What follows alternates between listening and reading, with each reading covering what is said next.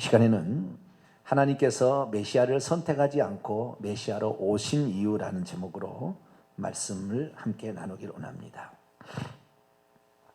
하나님께서 메시아를 선택하셨을까요? 아니면 메시아로 오셨을까요? 아니면 메시아를 보내주셨을까요? 세 가지 다 맞는 이야기죠. 하나님 메시아를 선택하셨고, 또 메시아로 오셨고, 또 메시아를 보내주셨죠. 이것이 하나님의 일입니다. 하나님께서 어떤 일을 하시는 것인가를 하나님께서는 우리로 하여금 이해할 수 있도록 하시기 원하여 표현을 그렇게 하신 거지, 하나님 다 하시는 거죠.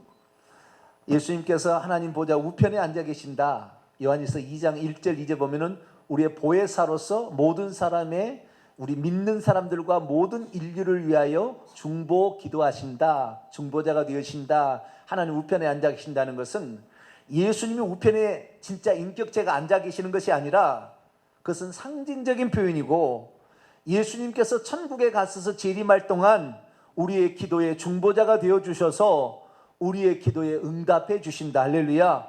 그 중간에 기도를 데려다가 구약시는 제사장이 향을 피워서 그때 기도를 대신했지만, 그러나 이제는 그게 하지 아니하고 예수님께서 직접, 하나님의 사람이 되오신 그분이 직접 우리의 기도를 들으셔서 아버지께 보고하시고 응답해 주신다라는 것을, 역할을 얘기하는 것이지 아버지가 따로 계시고 아들이 따로 계시는 것이 아니다 그 말이에요.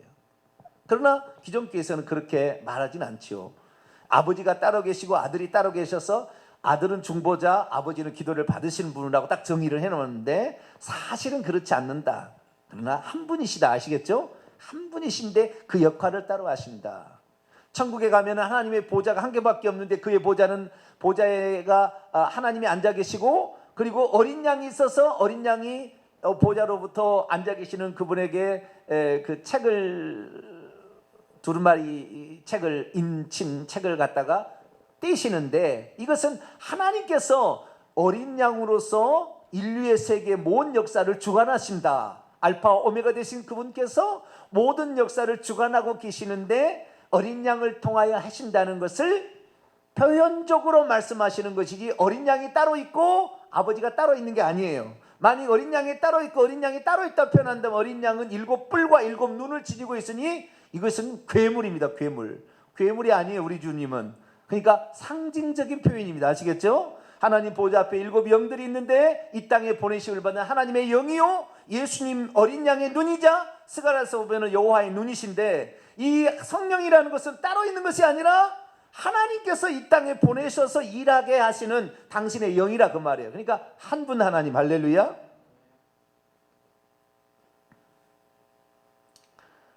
예수님께서 이 땅에 오셔서 고난을 받으시고 십자가에 죽으셨다니까 하나님 마음은 얼마나 아프셨겠을까? 아버지의 마음은 얼마나 아팠을까? 아들을 그렇게 힘들게 해서. 이 생각은, 이거 틀린 건 아니에요. 틀린 건 아닌데, 이 하나님께서 그의 아들을 보내셨다는 성경 말씀도 있고, 뿐만 아니라 아버지께서 아들로 오셨다는 말도 있다 그 말이에요.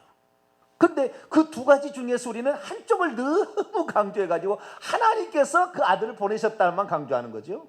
자, 요한일서를 한번 볼까요? 요한일서 4장.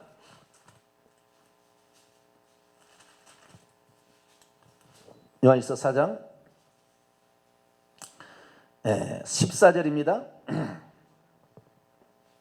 10절 먼저 읽고 14절 읽겠습니다. 요한일서 4장 10절 읽고 14절 시작.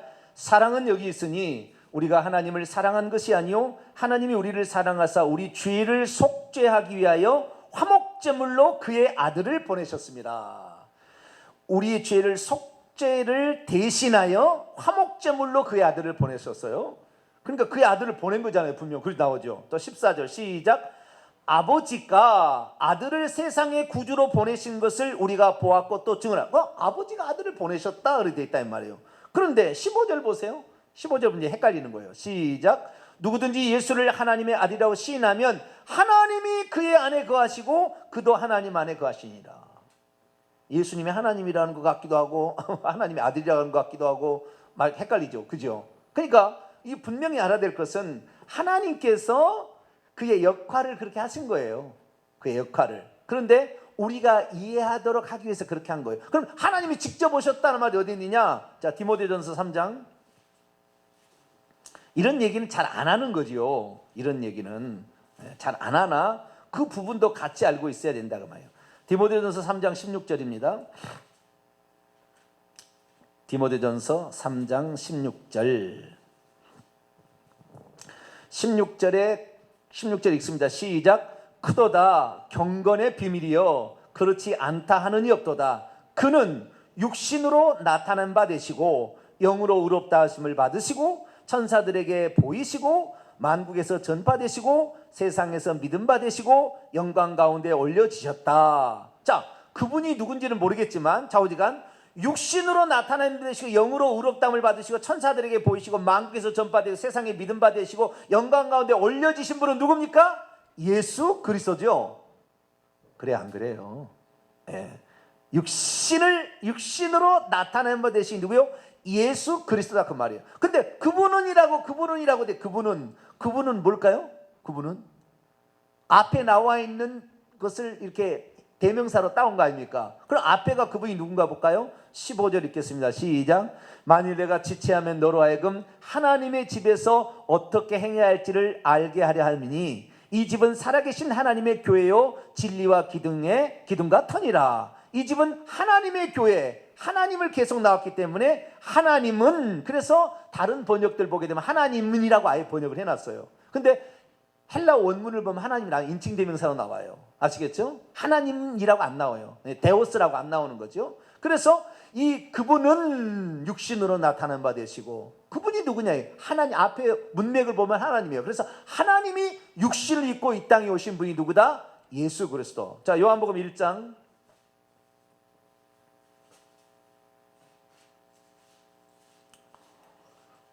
요한복음 1장 14절 18절 요한복음 1장 18절 시작. 본래 하나님을 본 사람이 없으되 아버지의 품속에 있는 독생하신 하나님이 나타내셨느냐. 하나님을 볼 수 있어요 없어요? 볼 수 없는데 볼 수 있게 나타나신 하나님은 누구다? 예수 그리스도다. 말씀이 육신이 되어서 1장 14절 말씀이 육신이 되어서 우리 가운데 나타난 바 되신 하나님이 누구다? 예수 그리스도. 만약에 하나님께서 예수님으로 이 땅에 오시지 않았다면 인간들은 영영토록 하나님을 볼 수 없어요. 영영토록 볼 수 없어요. 그래서 구약에 여호와가 나타나실 때는 전부 여호와가 한 번도 직접 나타나지 않냐고 천사의 모습으로 와서 천사의 입을 빌려서 모세에게 나타날 때도 어떻게 해요? 처음에는 여호와의 천사가 나타났다 갔다가 모세야 내 신을 벗으라. 하나님의 음성으로 하나님이 그 천사의 영을 통하여 말을 하신다 그 말이에요. 그 천사지 하나님이 아니에요. 그러나 그 천사의 영을 통하여 왜? 하나님 안 보이니까. 하나님 안 보이니까. 그래서 구약은 단 한 번도 하나님은 당신 나타난 적이 없어요. 아직 육신을 입기 전이니까. 그런데 우리가 이 예수님을 통하여서 하나님이 나타나셨다. 나타나신 하나님을 그렇게 한다. 자, 요한일서 1장 1절에서 2절. 요한일서 1장 1절에서 2절 읽습니다. 시작. 태초부터 있는 생명의 말씀에 관하여는 우리가 들은 바요 눈으로 본 바요. 말씀을 어떻게 눈으로 봐요? 계속 봅시다. 자세히 보고 우리의 손으로만 어떻게 말씀을 손으로 만져요? 그런데 2절 이 생명이 나타내신 바 된지라. 이 영원한 생명을 우리가 보았고 증언하여 너희에게 전하노니 이는 아버지와 함께 계시다가 우리에게 나타내신 바 된 이시라. 그게 나타나신 하나님을 우리가 그때 예수님으로 만지고 보았다 그 말이에요. 천국에 가서 우리가 하나님을 본다면 누구를 보는 거예요? 그러니까 할렐루야. 천국에서 하나님 보는 게 아니라 그 말이에요. 천국에 가면 하나님을 보는 게 아니라 누구를 본다? 예수님을 본다 그 말이에요. 예수님을 봐도 그분이 누구다? 하나님이다. 그렇게 된다 그거죠. 아시겠죠? 자, 그러면 이 하나님께서 이 땅에 우리를 구원하기 위해서 메시아를 보내주신다 이렇게 약속했는데, 메시아를 보낸다. 창세기 3장 15절부터 여인의 후손으로 이사야 7장 14절에 처녀가 아들을 낳게 되어서 이렇게 보내준다. 그 다음에 창세기 22장에는 아브라함의 씨다. 그 다음에 사무엘하 7장에 보면은 다윗의 씨로 메시아를 보내준다 약속을 했잖아요. 계속해서 메시아를 보낸다 약속했는데 그 메시아가 누군가 봤더니 예수님이었다 그 말이에요. 근데 예수님을 찬찬히 보니까 예수님이 누구시냐? 자, 요한복음 14장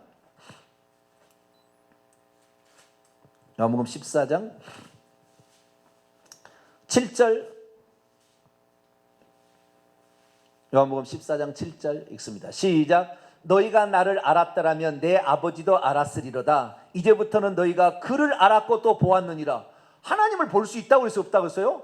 볼 수 없다고 했잖아요. 그런데 보았다고 했다고 말이에요. 그러니까 빌립이 이상하잖아요. 질문을 던집니다. 계속 시작. 빌립이 이르되 주여 아버지를 우리에게 보여주시옵소서. 그러면 족하겠나이다. 예수께서 이르시되 빌립아 내가 이렇게 오래 너희와 함께 있을 때 내가 나를 알지 못하느냐? 나를 본 자는 아버지를 보았거늘 어찌하여 아버지를 보이라 하느냐? 내가 아버지 안에 거하고 아버지는 내 안에 계신 것을 내가 믿지 아니하느냐? 내가 너희에게 이르는 말은 내 스스로 하는 것이 아니라 아버지께서 내 안에 계셔서 그의 말, 그의 일을 하시는 것이라. 내가 아버지 안에 거하고 아버지께서 내 안에 계심을 믿으라.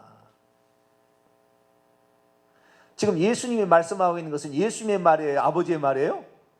아버지의 말. 예수님을 본 거예요? 아버지를 본 거예요? 아버지를 본 거예요. 야, 우리 성도들은 이렇게 머리가 빨리 돌아갑니까? 네, 빨리 돌아가네. 금방 돌아가네. 네, 이렇게 되는 거라고. 그래서 처음에 그렇죠. 하나님께서는 메시아를 선택하지 않고 메시아를 보내주신 이유가 뭐냐? 메시아를 선택하셨어요. 또한 메시아를 보내주셨는데 메시아로 오셨어요. 이 세 가지가 한 번에 다 해결되는 거예요. 아시겠죠?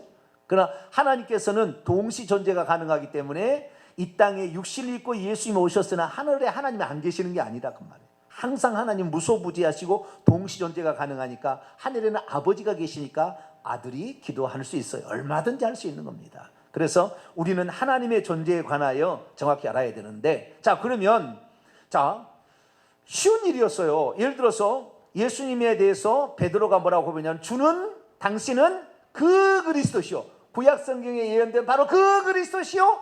또 하나의 신분을 얘기합니다. 그리스도는 직분에 관한 이야기고 그 그리스도시요 살아계신 하나님의 아들입니다. 아들은 신분에 관한 이야기예요. 아시겠죠? 신분에 관한 얘기와 직분에 관한 얘기를 한다고 말이에요. 그럼 누구야? 신분, 하나님의 아들이 직분, 메시아의 일을 감당할 거라고 베드로가 얘기를 했어요. 얼마나 주님이 깜짝 놀랐는지 몰라요. 얼마나 깜짝 놀랐어요. 왜냐하면 구약 시대에 메시아에 관한 얘기를 했는데 그분이 하나님의 아들이다. 그분이 하나님의 아들이라는 것은 간접적으로 증거만 됐어요. 직접 내가 아들을 보내겠다 이렇게 말한 적은 없어요. 네. 그러나 간접적으로만 표현됐습니다. 그런데 어떻게 베드로가 내가 메시아로서 보냄을 받은 존재인데 내가 하나님의 아들이라는 거 너 어떻게 알았니? 뭐 이거잖아요. 이를 내게 알게 한 이는 네 혈육이 아니야. 네 아버지가 아니고 하늘에 계신데 아버지께서 너에게 알려줬다. 그 정도로 엄청난 고백을 한 거예요.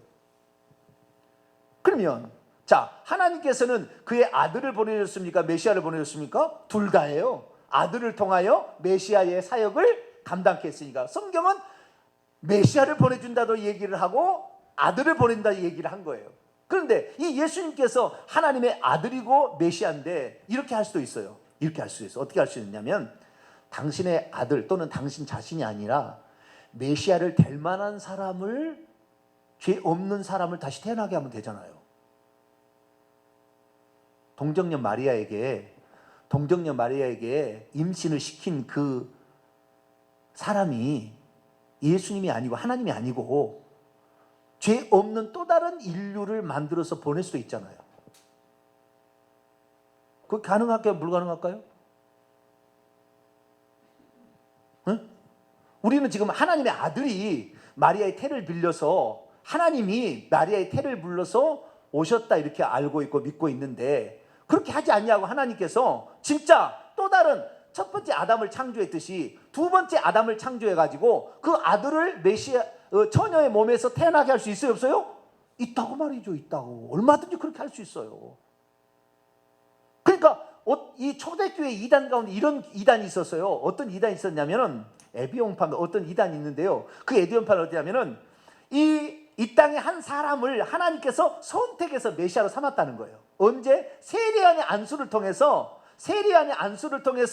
예수님이라는 사람을, 예수라는 사람에 대해서 과거는 모르고 예수라는 한 청년을 메시아로서 선택을 했는데, 어떻게 선택을 했냐? 성령의 기름을 부어서, 이 세례 요한을 통하여 성령의 기름을 부어가지고 하나님의 메시아적인 일을 감당할 자로 예수님을 선택해서 쓰다가, 그리고 성령의 충만을 받아서 3년 반 동안 공생일을 하다가 죽으실 때까지 속죄사까지 다, 세례요한의 안수를 받아서 죄까지 다 없애서 속죄사까지 한 다음에, 그리고 예수하고 메시아를 분리시켜서 이 메시아적 사역을 끝냈다는 거예요.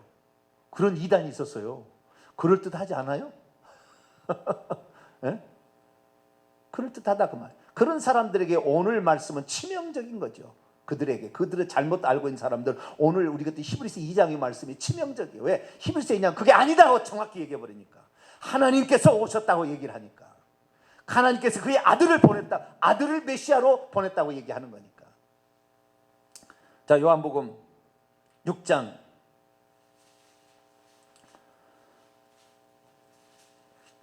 요한복음 6장 어디를 볼까요? 문장이 아닌데 5장.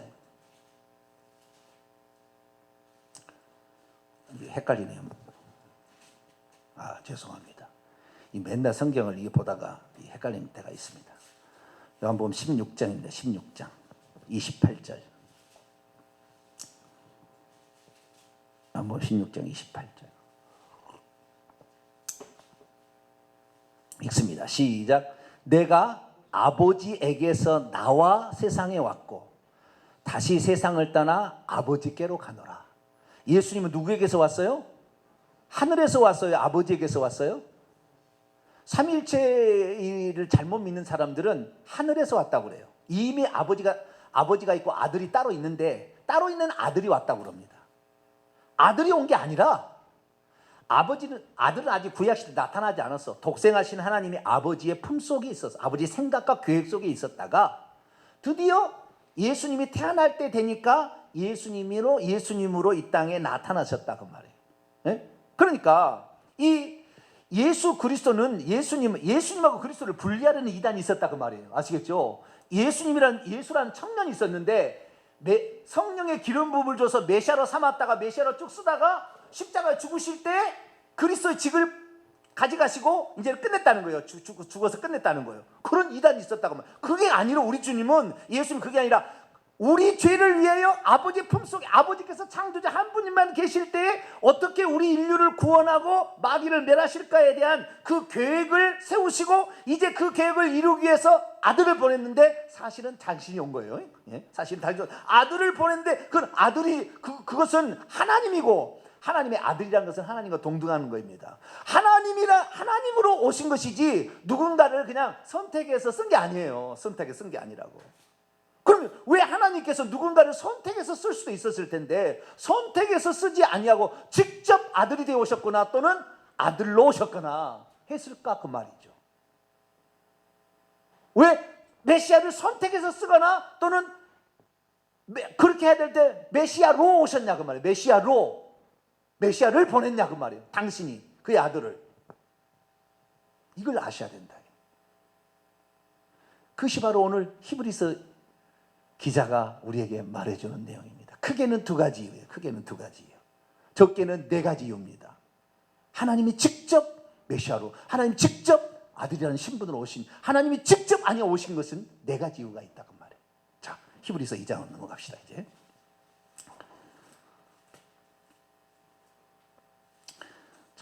정말 하나님이 얼마나 우리를 사랑하시는지요. 이 하나님의 사랑이라고 표현할 수밖에 없어요. 이건 하나님의 사랑이라고. 자, 다 읽어야 되는데 간략하게 우리가 정리를 해서 9절에 두 가지가 이유가 나오고요. 크게 두 가지가. 그 다음에 14절, 15절이 크게 두 가지 이유가 이제 나옵니다. 자, 9절 말씀 먼저 히브리서 2장 9절 읽습니다. 시작. 오직 우리가 천사들보다 잠시 동안 못하게 하심을 입은 자, 곧 죽음의 고난 받으심으로 말미암아 영광과 존귀로 간을 쓰신 예수를 봅니다. 그런데 이렇게 행하심은 죽으신 이유가 뭐다 그 말이에요. 이렇게 행하심은 하나님의 은혜로 말미암아 모든 사람을 위하여가 아니에요. 원문의 휘페르 대신하여요. 다시 바꿔서 하나님의 은혜로 말미암아 모든 사람을 대신하여 죽음을 맛보려 하십니다. 예수님께서 하나님께서 왜 메시아를 선택하거나 하나님의 아들이 아닌 그냥 메시아를 선택해서 그냥 써버리지, 메시아를 선택하지 않냐고 하나님이 직접 아들이 되어서 오셔서 메시아적 일을 하게 했냐 그 말이에요. 그것은 봐요 뭐요? 첫째는 모든 사람을 대신하여 죽음을 당신이 직접 맛보려고 그랬다 그 말이에요. 죽음의 고통이 어떤 것인지 직접 하나님께서 그것을 맛보기 위하여 그랬다는 거예요. 10절 그 밑에를 보시면은 이제 좀 더 이해가 됩니다. 시작. 그러므로 만물이 그를 위하고 또한 그로 말미암은 이가, 이건 하나님이겠죠, 많은 아들들을 이끌어 영광에 들어가게 하시는 일에 그들의 구원의 창시자를 고난을 통하여 온전하게 하심이 합당하도다. 이 말이 되게, 지금 10절 말씀은 되게 어려운 말이에요. 좀 그 원문에 따라서 내가 좀 직역해서 쉽게 풀어볼게요. 만물은 하나님을 위하여 존재하고 또 하나님을 통하여 존재하므로 하나님께서 많은 아들들을 영광 안으로 이끄시려고 그들의 구원의 통치자를 고난을 통하여 온전하게 하시는 것은 합당한 것입니다. 다시 말해서 우리의 구원자 되시는 분을 그냥 하나님께서 우리를 구원하는데 전지전능자가 뭘 구원하도 못하겠어요? 자, 오늘부터 내가 나 구원할게, 싹 와! 그리고 데려갈 수 있어요 없어요? 얼마든지 가능하지 전능자가. 그럴 거 아닙니까? 하나님이신데 주권을 그분이 있으니까 자, 지금부터 이 모든 일로 내가 구원하겠어, 마귀 너는 끝! 그리고 싹 데려가. 그렇게 할 수 있으신 그분이라 그 말이에요. 그런데 그렇게 할 수 있음에도 불구하고 그렇게 하지 않는 것은 그분께서 직접 고난을 받으셔서 죽음까지 맛보신 것은 우리가 장차 구원의 시작자, 구원의 창시자, 구원의 지도자인 그분의 길을 따라가는데 그분이 직접 이런 고난도 맛보시지 않는, 달랑 그냥 말만 해가지고 끝내버리는 그런 존재가 아니라 직접 자기가 사람이 되어 오셔서 인간의 모든 고민과 고통과 모든 것을 다 경험을 해서 결국에 구원의 창시자로 세운 그 사람이 되게 하려면 하나님께서 직접 오셔서 그 고통을 맛봐야 되겠다 그 말이에요. 당신이 선택한 거예요. 그냥 나는 전능자기 때문에 다 할 수 있어, 그냥 나는 그냥 구원할 거야, 이게 아니라 내가 직접 너희들의 인생 상태가 어떤 상태인지를 내가 직접 모든 걸 다 경험할게. 고난도 경험하고 채찍에도 맞고 비난과 조소도 받고 다 받아서 죽음까지 내가 다 경험해 볼게. 그래서 나를 따라와. 내가 그 고난을 통하여 죽음을 승리한 최초의 장본이니까 나를 따르면 너희들도 할 수 있어. 그러니까 너희들 나와 동떨어진 사람이라고 생각하지 마. 나도 너와 똑같이 그런 고통을 맛봐서 너희들을 구원했으니까 너희들이 고통스럽다고 힘들다고 하지 마. 내가 너희들이 받을 고통을 내가 다 받았으니까 너희들 얼마든지 이길 수 있어. 나를 봐. 내가 하나님이 되었다 이렇게 했잖아. 그 얘기예요 지금. 우리는 때로는 고통을 받고 어려움을 받으면 하나님 앞에 원망하려고 막 그래. 왜 이렇게 고통을 어렵게 나를 이렇게 힘들게 하냐고 막. 하나님은 그냥 말씀만 달랑 해가지고, 또는 옛날 삼일체라는 것처럼 그냥 그 아들을 달랑 보내서 한 게 아니라 직접 당신이 고통을 맛보시고. 그래서 결론에 그렇게 얘기해요. 18절 볼까요? 18절 시작. 그가 시험을 받아 고난을 당하셨은즉 시험 받는 자를 능히 도우실 수 있느니라. 오늘 우리가 시험 받아서 어려움을 당하고 고난을 겪어도 내가 다 겪었느니라. 조금만 참아라. 너 이겨낼 수 있어. 그 고난을 이겨낼 수 있는 거야 라고 하나님께서 하시려고 하나님이 직접 메시아가 되셔서 한 아들로 우리에게 오셨다 그 말. 그러니 오늘 우리가 살아가는데 큰 어려움이 닥칠 때 여러분 절망하지 마세요. 주님은 그런 환경에 다 처해서 결국에 이겨냈으니까 나를 따라와. 내가 구원의 창시자야. 너희들이 구원을 받으려면 그 고난을 이겨내야 돼. 그걸 이겨내야 돼. 결국에 우리가요, 시간을 보세요. 이런 고난과 역경을 다 이겨내야 진실로 정금 같은 신앙이 되는 거지. 처음에 탁 믿어서 예수 믿으면 천국 간다니까 좋겠네 그럼 믿는다, 그거 신앙입니까? 우리의 신앙은 10년, 20년, 50년 걸려요. 50년 걸린다니까요. 이게 그것도 진실로 진리의 말씀을 들어서 그런 거지. 진리의 말씀을 들었지 아니하면 50년 다녀도 하나님의 마음을 몰라요. 고난하면 버려버리고 자기 인생에 비참한 인생이 처하고 앞덩이가 탁 들어오면 주님 버려버린다니까. 그냥 장로도 하나님이 어디 있어 그러고 죽어가더라니까요. 제가 아는 장로도 그랬거든요.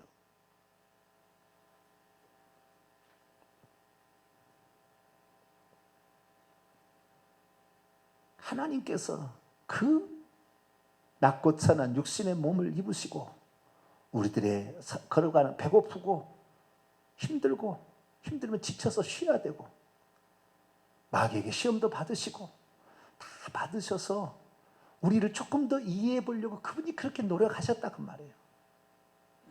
그런데 우리는 주님을 위해서 이 조금 고통의 고난에 그냥 무슨 냄비처럼 그렇게 살면 안 된다 그 말이에요.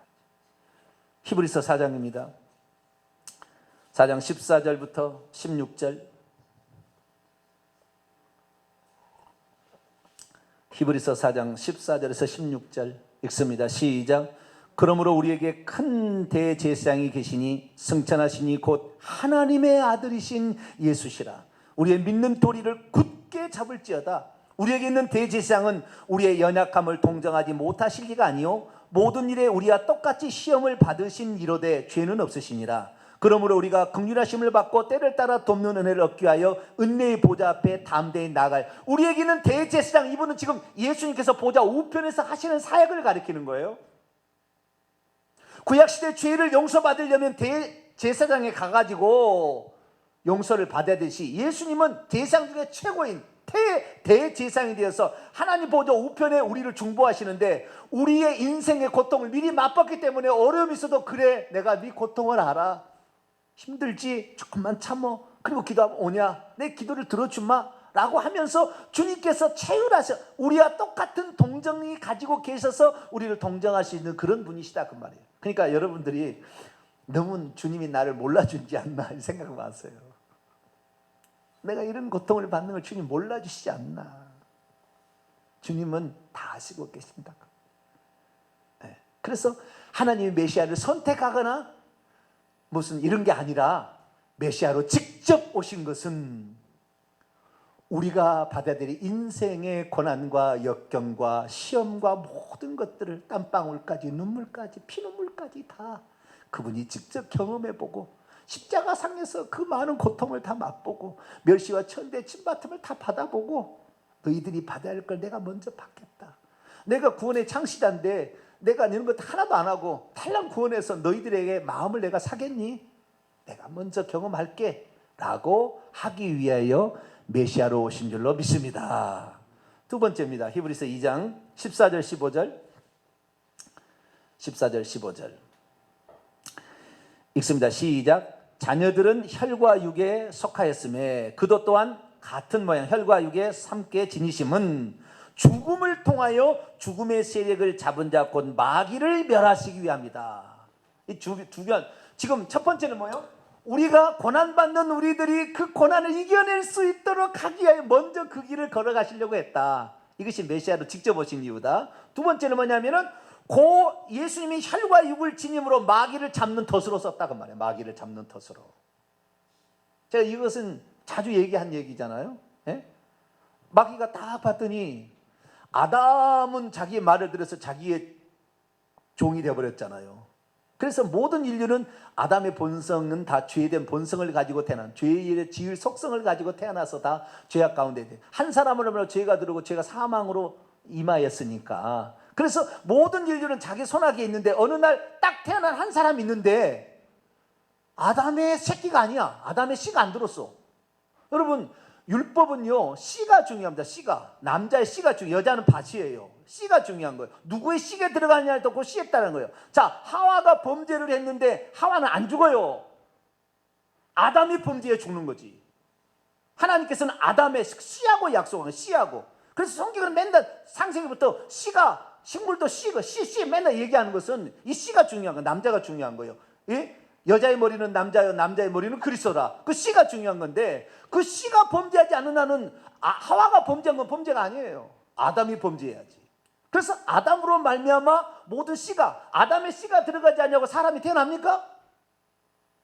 태어날 사람 없어요. 아담의 씨가 들어가지 않는, 그 우선으로 들어가는 씨는 없다고요. 그 자식 없다고요. 전부 아담의 씨가 들어가서 사람이 되는 거예요. 그러니까 그 아담의 씨는 이미 죄된 본성에 마귀의 포로가 되어 있는 존재이기 때문에 모든 인류는 다 죄 아래 태어나는 겁니다. 할렐루야. 죄 아래 태어나는 거예요. 그래서 의인은 없나니 하나도 없다 그 말이에요. 죄된 본성 아래 태어나. 그런데 마귀가 딱 보니까 어느 날 보니까 아담의 씨가 안 들어가는 여자의 후손으로 한 사람이 태어난 거예요. 깜짝 놀란 거예요. 깜짝 놀란 거예요. 아니, 아담의 씨가 안 들어가면 죄가 없다 그러잖아. 죄가 없는 거잖아. 아담의 씨가 들어가야 죄인데, 아담의 씨가 안 들어간 사람이 하나 태어났으니 이거 어떻게? 이거 보니까 세례 요한의 세례를 받을 때 비로소 알게 됐어요. 처음에도 자기들 몰랐습니다. 뭐 전지전능하는 거 아니니까 마귀는 몰랐어요. 그런 씨가 태어난지도 몰랐습니다. 하나님이 다 하셨으니까 몰랐어요. 그런데 나중에 세례 요한의 세례를 받을 때 하늘에서 음성이 들려버렸어요. 공중의 권세자들이 다 알았어요. 그래서 마귀에게 즉각 알렸겠죠. 이는 내 사랑하는 아들이요, 내 기뻐하는 자라. 하나님의 아들이 있다니. 익히 들어본 적이 없어요. 천사에게 한 번도 공개한 적이 없습니다. 하나님께서 당신의 아들을, 인간을 당신의 상속자로 세울 걸 천사에게도 안 알려줬다고 에베소 3장에 나와요. 안 알려줬어. 천사도 종으로만 그냥 부렸지 하나님의 깊은 뜻을 그 종에게 뭐하고 가르쳐줘? 안 가르쳐줬어요. 안 가르쳐줬는데 어느 날 보니까 하나님의 아들이 있다는 거예요. 왜? 하늘에서 음성이 들려버렸으니까. 깜짝 놀랐어요. 마귀가 즉시 달려갑니다. 네가 하나님의 아들이거든. 돌들을 떡덩이로 하면 되게 봐라. 하나님의 아들이 누군지 궁금해. 뭔지. 역시 하나님인지 사람인지. 아담의 씨가 안 들어간 죄인이, 아담의 씨가 안 들어간 죄인이 아닌 사람이 태어났잖아요 지금. 그러나 주님께서는 하나님의 아들로서 마귀하고 시험한 게 아니라 하나님의 아들로서 마귀 이기죠. 사람은 떡으로만 살 것이 아니라 하나님 입에서 말씀으로 나온 살 것이야. 뛰어내려봐라. 천사가 받으려. 하나님을 시험하지 말라. 나에게 절하라. 모든 걸 주리라. 떠나가라. 그렇게 하시면서 기록된 말씀으로 사람이 이렇게 살라고 했다라고 얘기하면 사람으로서 시험을 다 통과하셨어요. 그래서 이 마귀가 자기가 3번의 시험을 했는데 아담도 자기의 말에 쏙 빨려 들어와 가지고 말에 넘어갔는데 기가 막힌 시험을 했잖아요. 하나님의 아들이라면, 그러면 예수님께서 그러잖아요. 그래, 내가 하나님의 아들이다. 한번 보여줄래? 보여줄까? 그럴 수 있잖아요. 아니, 지금까지 아무도 하나님의 아들이라고 몰랐죠. 어머니도 모르고 다 모르잖아요. 잘 모르잖아요. 그런 상태인데 오늘 내가 보여줄게, 이 자식이. 그리고 딱 보여주면 뭐예요? 마귀의 말을 들으면 마귀 종이 돼버리는 거예요.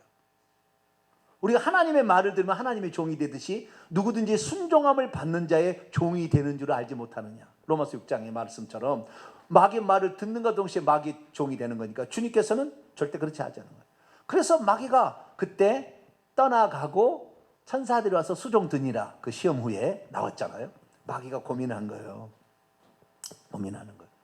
어떻게 이 죄가 없는 하나님의 아들이란 저 존재를 이 땅에서 없앨까? 저거 남아있으면 나의 평생에 나에게 문제가 될 텐데, 지금 이 세상의 모든 인간들은 내 손아귀에 들어와서 다 있는데. 자, 요한일서 5장을 보겠습니다.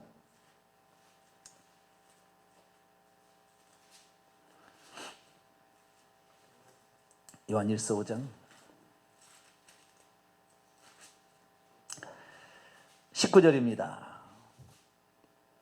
요한일서 5장 19절 있습니다. 시작. 또 아는 것은 우리는 하나님께 속하고 온 세상은 악한 자 안에 처한 것. 이 악한 자는 사탄 마귀죠. 악을 행하는 자. 온 세상은 누구에게 처해 있어요?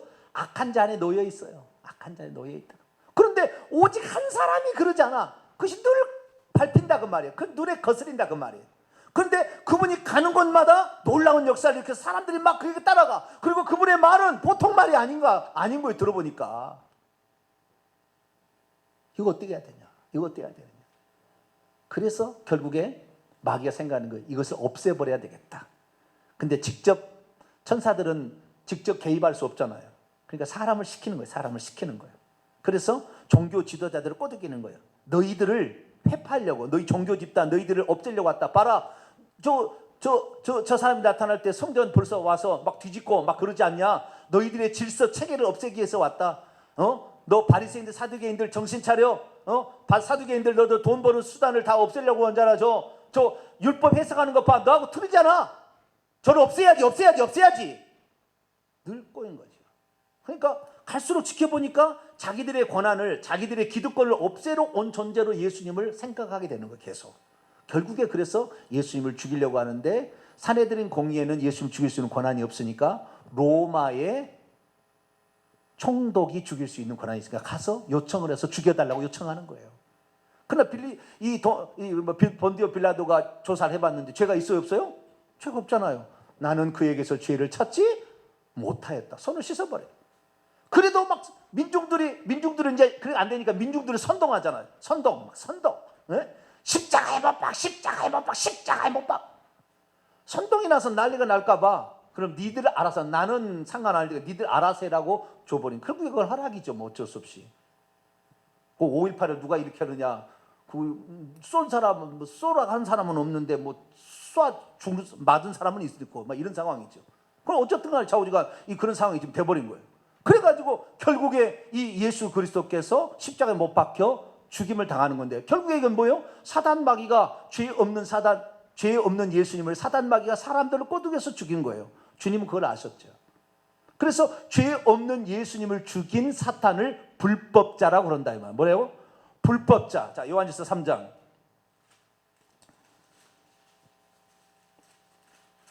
8절 4절부터 보겠습니다. 4절 읽습니다. 시작. 죄를 짓는 자는 불법을 행하나니 죄는 불법이에요. 불법. 8절 읽습니다. 시작. 죄를 짓는 자는 마귀에 속하나니 마귀는 처음부터 범죄함이라. 하나님의 아들이 나타난 것은 마귀의 일을 멸하려. 불법을 저지르는 그놈을 없애러 왔다 그 말이에요. 그럼 어떻게 불법을 저지르게 만들었냐? 마귀는 죄를 짓게 되면 죄의 싹은 사망이고, 죄를 짓게 마귀가 마음대로 먹고 살라고 했다 그 말이에요. 예전에 흙을 먹고 살리라, 마귀 말을 들으니까. 그래서 마귀는 인간의 육체를 먹고 살아요. 그래서 육체에다 온갖 질병을 주고 온갖 음욕을 일으켜서 죄를 짓게 합니다. 그래서 나중에 죽을 때 시체는 자기가 차지하는 거예요. 그런데 이 예수 그리스도, 그분은 죄가 없는데도 그 예수님을 죽임으로 말미암아 자기가 권하는, 죄를 지은 사람만 죽일 수 있는데 죄를 짓지도 아니한 사람을 죽임으로 결국에 마귀는 불법자로 낙인시키는 거예요. 그전에는 불법자가 아니었어요. 합법적이었어요. 그래서 예수님이 이 땅에 올 때도 이 세상의 임금이 쫓겨나리라, 이 세상 임금이라고 그랬다 그 말이에요. 그런데 예수님을 죽임으로 불법이 되는 거예요. 그래서 예수님께서는, 그러면 예수님을 왜 죽이려고 했으니까 마귀 생각했죠. 사람이구나. 왜? 사람이 떡으로만 살 것이 아니오. 사람이 여기다. 사람이구나. 사람이면 내가 죽일 수 있지. 그래가지고 이 마귀는 사람을 죽여버린 거예요. 그래서 예수님께서 혈과 육을 속하신 것은 마귀가 못당하게 생각하도록 하기 위해서 그랬다 그 말이에요. 이 땅에 오신 목적이. 저건 죽일 수 있겠다라는 생각을 갖도록 하기 위해서 하나님께서 미끼를 놓은 거예요. 미끼를. 쉽게 말해서 이건 아무도 할 수 없는 지혜였어요. 마귀는 그걸 몰랐죠. 그래서 예수만 없애버리면 인류의 죄가 씨에 들어가지 않는 한 사람을 없애겠다 그래서 죽였는데, 그것이 죄 없는 예수님을 죽임으로 불법을 되어서 사망과 음부의 열쇠를 빼앗기고, 마귀는 불법자로 낙인찍혀서 음부에 쳐내려가서 지금도 못 올라오고 있다 그 말이에요. 마귀가 만약에 이 세상에 올라와서 쳐쳐봐요. 싹 죽여버리지. 싹 어떻게 해버리지. 예? 베드로 속에도 들어가고 가룟 유다 속에도 들어가서 다 예수님을 죽이는 일을 했잖아요. 다 들어가서. 지금은 그의 부하들을 올려보내서 일을 하고 있는 거예요. 다. 마지막 때가 되면 직접 올라온다고 우리 주님이 하셨어요. 마지막 때가 되면 얼마나 큰 난리가 날지. 그때는 아직 아닙니다. 그런데 이 예수 그리스도께서 육체를 지니시면 뭐예요? 혈과 육을 지면 마귀의 일을, 다시 히브리서 2장을 봅시다. 히브리서 2장. 죽음의 세력을 잡은 자, 사망의 세력을 잡은 자, 그것을 죽음을 통하여서 죽음의 세력을 잡은 마귀를 멸하셨다. 이 멸하셨다는 말은 카타아르게오네. 카타아르게오라는 단어인데, 카타아르게오는 무효화시키다, 쓸모없게 만들다. 이 세상 임금은 임기지만 그 기능을 발휘하지 못하게 만들다, 그 말이에요.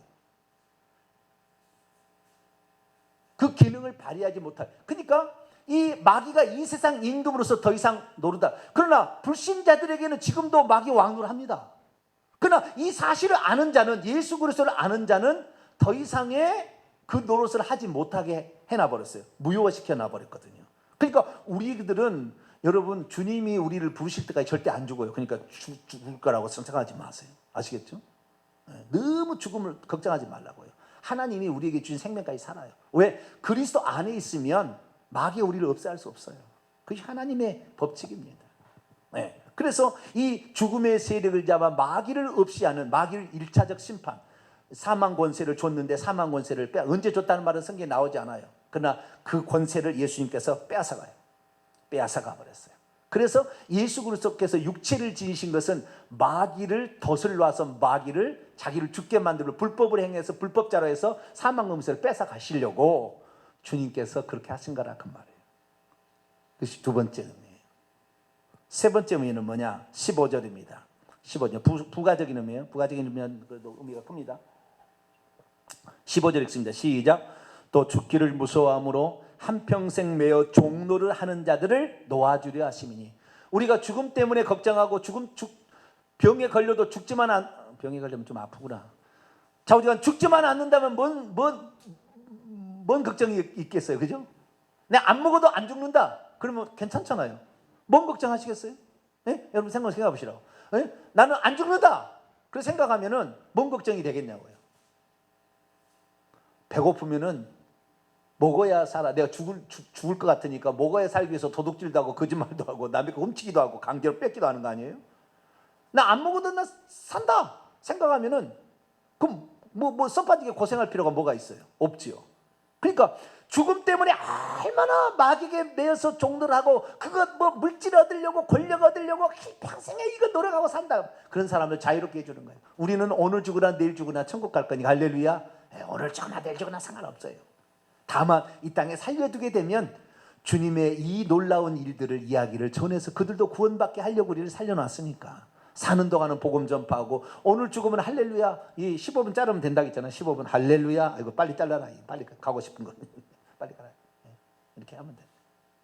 우리는 그렇게 해야 돼. 그래서 죽음에 매여 있는 마귀에게 종노하는 모든 자들을 놓아주시려고, 마귀도 없이 하고 마귀의 그 효능도 발휘하지 못하고 만들고, 뿐만 아니라 마귀의 종노하는 자를 풀어주려고. 그래서 마귀가 질병 가고 여러 가지 많은 것으로 우리 육신 갖고 하는데, 죄를 지은 게 질병인데 질병도 우리는 떠나는 거, 다 떠나는 거, 회개하면 다 없어지는 거잖아요. 질병도 안 걸리고 가난도 안 걸리고 죽음도 안 걸리고 살 수 있도록 우리를 해방하시기 위하여 예수님이 육체를 지니고 오셨다. 할렐루야. 그 다음 마지막으로 17절 있습니다. 시작. 그러므로 그가 범사의 형제들과 같이 되심이 마땅하도다. 이는 하나님의 일에 자비하시고 신실한 제사장이 되어 백성의 죄를 속량하려, 대속의 죽음, 백성의 죄값을 대신 치르려고, 우리 모든 사람의 죄값을 대신 십자가상에서 없이 하려고, 아시죠? 죄값을 치르려고, 대속에서 죽으시려고 오셨기 때문에 예수 그리스도를 믿으면 우리가 죄값을 안 받고, 예수 그리스도를 믿으면 예수님이 대신 형벌을 받았으니까 형벌을 안 받고, 예수님께서 십자가에서 죽으시면 심판을 받았으니 우리가 심판대에서 심판을 안 받고 칭찬을 받는다, 그 말. 할렐루야. 그러려고 주님이 직접 사람이 되어 오셨고 메시아로 오셔서 십자가에 죽으셨다라는 사실을 말해주고 있습니다. 정리합니다. 하나님께서는 메시아를, 누군가를 선택해서 메시아로 쓰다가 기능 끝나면 버릴 수도 있었어요. 그런 이단, 그렇게 했다는 이단도 있었습니다. 그러나 우리 주님은 그렇게 하지 않았어요. 왜냐하면 우리와 함께 하시기를 원해서, 인간의 어려움과 약점과 힘듦을 당신도 체험해 보시려고. 하나님의 사랑이라고 말할 수밖에 없어요. 아니, 죄 없는 또 다른 사람을, 제2의 아담을 만들어서 보낼 수도 있었어요. 그리고 메시아로서. 그러나 당신이 직접 아들로서 메시아로 오신 것은 우리 아픔과 역경과 고난과 이 슬픔들을, 어려움들을 당신도 체험해 보시려고 그렇게 일부러 그렇게 하셨다. 그분께 감사를 드리지 아니할 수 없어요. 두 번째는 이 오늘도 사람들을 죄를 지어서 왕노하고 있는 마귀를 무효화시키기 위해서, 사망 권세를 무효화시키기 위해서 그렇게 하셨다. 세 번째는 우리 인간의 죄의 종로를 할 것, 마귀의 종로는 우리를 해방과 자유를 시켜 걱정 없이 살려고 하게 하려고 우리를 그렇게 했다. 마지막으로 우리의 죄값을 대신 담당한, 왜 인간만이 죄값을 받을 수 있고 죽을 수가 있으니까, 하나님 못 죽으니까. 그래서 하나님께서 우리의 죄값을 대신 담당하기 위하여 사람이 되셔서 메시아로 오셨다. 그분이 우리 주 예수 그리스도니 우리가 그분을 찬양하지 아니할 수가 없는 것이고, 그분을 통하여서 우리가 어떠한 어려움들이 우리에게 온다 할지라도 어려움에 절대 실망하지 말고 우리 주님보다는 아니다, 약하다 생각하시고 어려움을 견뎌내면 주님은 반드시 우리의 연약함을 체휼하셔서 동정하시며 우리에게 힘과 용기를 주시고, 좀 더 해보자, 주기철 목사야 힘들지? 네 발에 이 못이 박히는 거 나는 너를 내 몸으로 생각해서 내 몸이 박히는 거다. 조금만 참아라. 조금만 참아서 순교자가 되라. 하늘에서 상이 크다 말씀하셨습니다. 우리들 어려움과 역경이 올 때 절대 실망하지 말고 끝까지 우리의 가야 될 길을 잘 갈 수 있는 저와 여러분 되시기를 간절히 바랍니다. 거룩하신 하나님 감사합니다.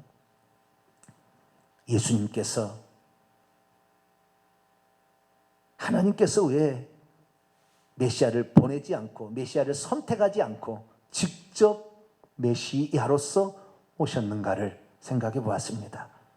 하나님 감사합니다. 우리를 먼 곳에서 사랑한다고 말하지 아니하시고 사랑의 직접 실천을 보여주셨으니 우리들도 주님 따라서 주님 때문에 받는 고난과 역경에 불평하지 않고 감사하며 주님처럼 우리도 이 세상의 마귀를 쳐부시고 복음을 전파하여서 오늘도 마귀의 종로한 자를 건져내며 그들을 천국 보내는 일에 쓰임받다가 천국 들어가게 도와 주옵소서. 우리 주 예수 그리스도의 이름으로 기도하옵나이다. 아멘. 찬송가 287장